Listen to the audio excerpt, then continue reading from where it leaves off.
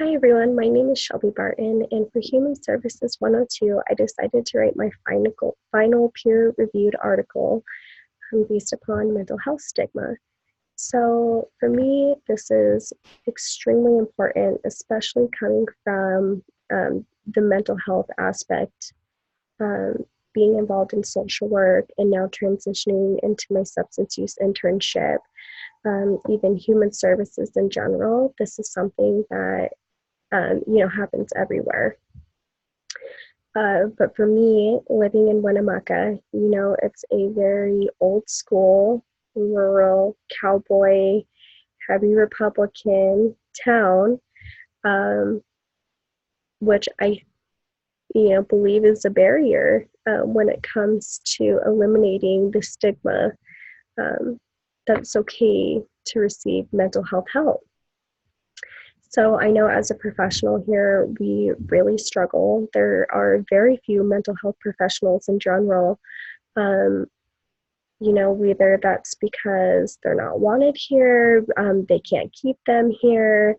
It's definitely not because there aren't people who could use them here. I guess that's another topic for another day. Definitely lacking mental health professionals. I also believe that while I know that the professionals here have a waiting list, they're booked like crazy, I still know that there are so many people out there who aren't receiving help, which once again is that stigma. Either that's like a cultural barrier or, living in that small town, trying to break that mold, even just the mental health in general, I think is really hard for people to overcome. Uh, in regards to that, I also feel like not only do we need to grow as individuals in the community and, educating ourselves and trying to personally overcome those stereotypes. I think there's still lots of agencies, lots of professions that also need to eliminate the stigma because they are the providers in the community to help this and get on board, um, with supporting mental health. So I know that Winnemucca right now is doing a lot of really great things. An example for you, last year when I was doing my Master of Social Work internship, I know that there were several. When I mean several, I believe at least 10 suicides that had happened within a 3-month period in Winnemucca, which is like astounding for our community. All older population, a variety of reasons, different ethnic groups, but absolutely alarming. And within those, I think maybe one of them at that time was receiving help for depression and suicidal ideation. So ever since then, the community has really taken it upon themselves to train the professionals. I know myself, I've probably had to do at least 10 suicide trainings in the last 2 years, which I find to be great. But they're also they brought in CIT, which is a crisis intervention team, to help, retrain the thoughts in police officers and emergency personnel, people working in the jails, mental health professionals, human service, case managers.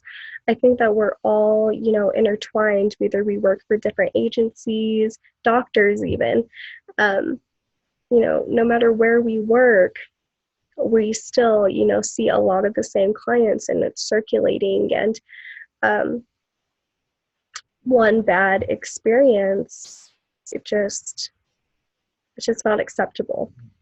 I could go on for days about, incidences where I had an active suicidal client in my office with the intention to leave and end their lives.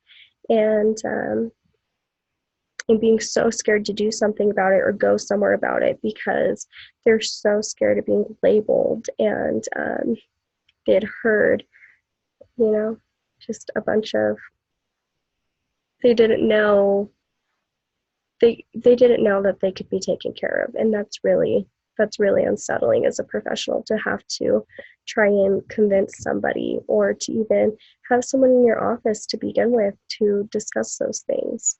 So I don't want to get on the suicide topic. That was supposed to be an example in regards to mental health and the stigma.